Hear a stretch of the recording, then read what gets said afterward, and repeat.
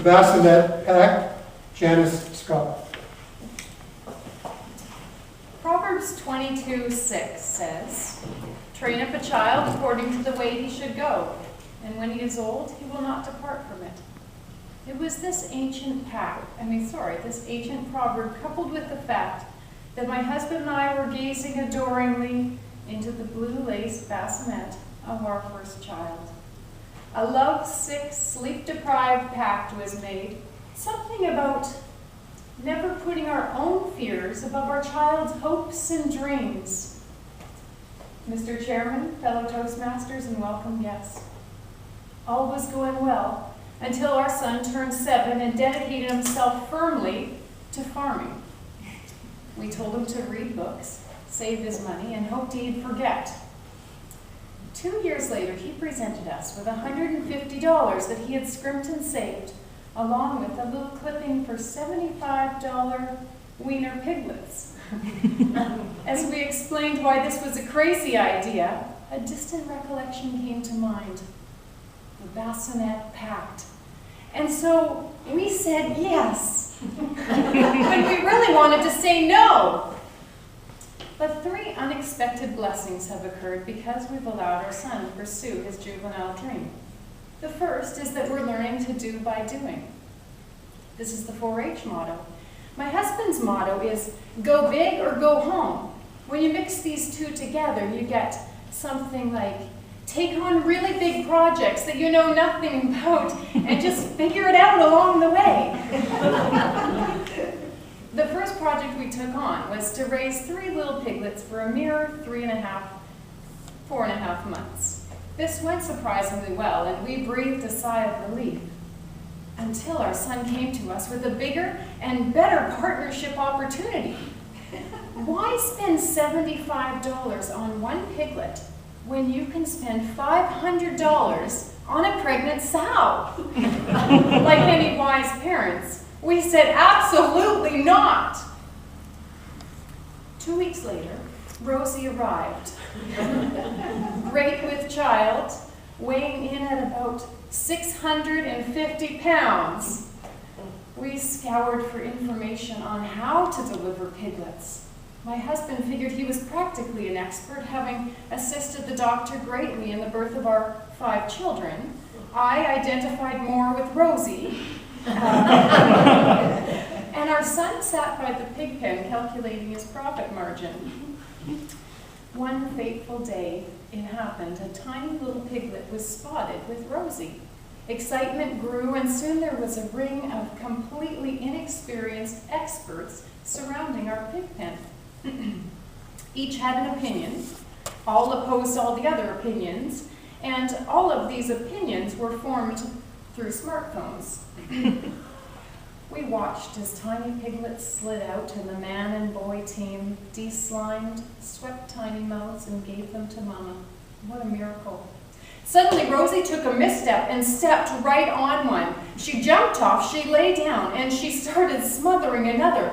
Squeals filled the air, and I grabbed my impressionable little girls. I ran through the house, yelling, "Nathan, do something! Move that pig!"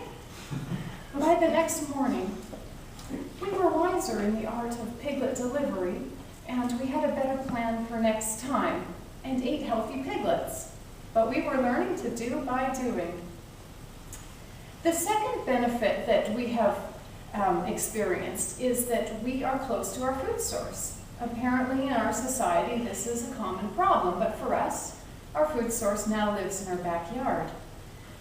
Our little girls have grown up understanding that first they watch the chick hatch, and then that chick becomes the hen that lays our breakfast eggs, and eventually the chicken drumstick on our plate.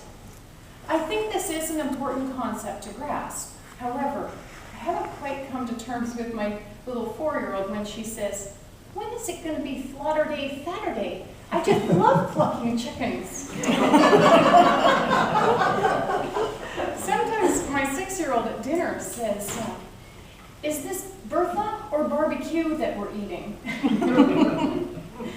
But I have to admit that a couple of weeks after our son's prize pig, Russell, went on his final field trip, I did enjoy serving up Brussels sprouts with bacon and calling it Brussels with Russell. The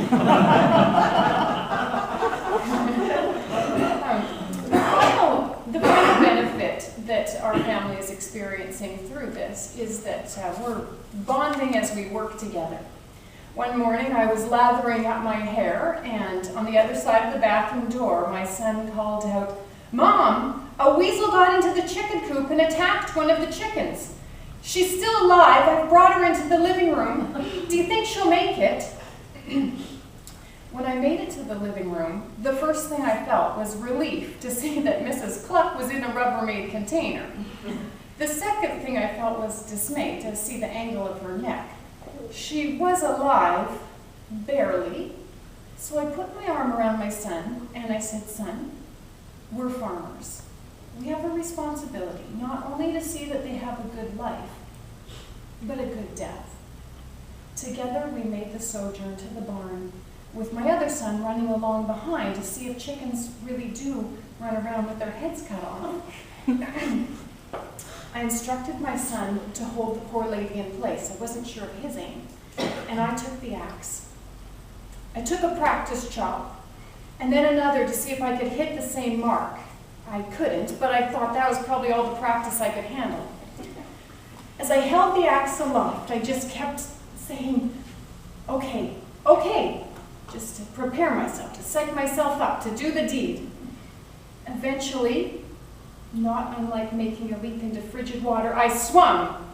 Disgustedly, I realized I had screamed and closed my eyes and hit her wing, and the poor lady was flopping her way down the hill. "Oh, Mom!" My son said, "Let me handle this." And so we did, and we did just fine. We marched off, one of us shaking, one of us proud to tell Dad all about it. Bonding in our family happens at messy and unpredictable times. At the time that we made the Bassinet Pact, I'm sure that my husband and I envisioned great conquest. We didn't envision chickens or swine. Were we naive to believe that we should raise our children according to their natural bent, like the proverb says? Of course we were. Every new parent is naive. But I believe we're all the better for it. That is, I used to believe it, until my 9-year-old came to me and said, "Can I buy some miniature ponies? I'd like to start a birthday party business."